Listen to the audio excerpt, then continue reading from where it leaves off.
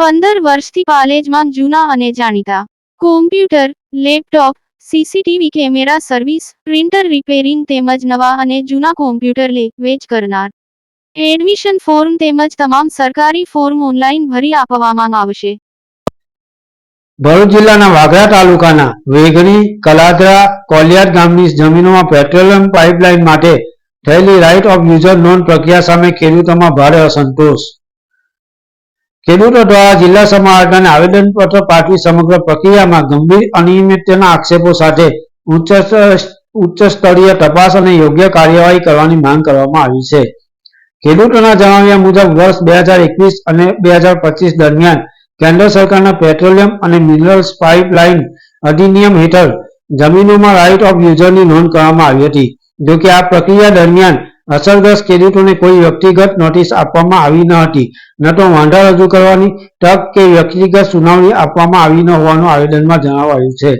આવેદનમાં વધુમાં દાવો કરવામાં આવ્યો છે કે હજુ સુધી જમીન પર કોઈ પાઇપલાઇન પણ બિછાવવામાં આવી નથી, છતાં જમીનના 7/12ના ઉતારામાં રાઇટ ઓફ યુઝરની નોંધ કરવામાં આવતા સમગ્ર પ્રક્રિયા પર ગંભીર સવાલો ઉભા થયા છે.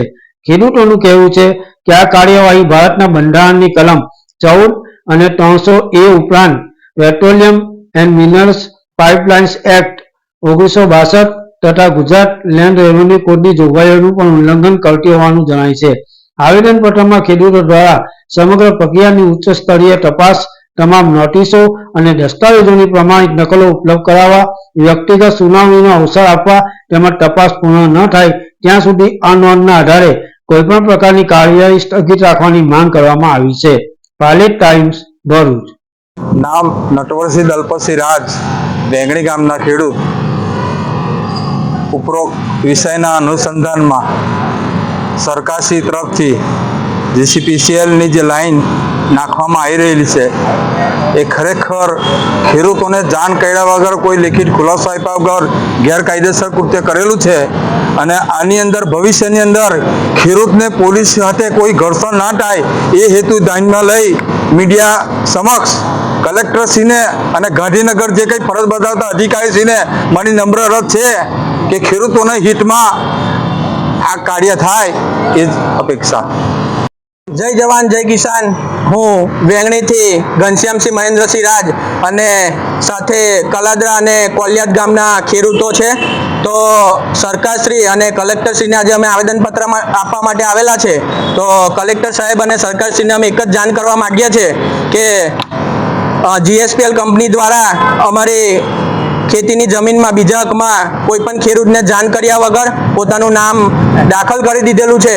અમને ખેડૂતને કોઈ પણ જાતની નોટિસ નથી આપવામાં આવેલ કે નથી કોઈ પણ જાતનું વળતર અંગે ચર્ચા કરવામાં આવેલ કે નથી ખેડૂતને કોઈ જાણ કરેલ, અને પોતાની તાનાશાહી અને પોતાની પહોંચના કારણે એ લોકોએ બીજા હકમાં પોતાનું નામ ચડાવી દીધેલ છે.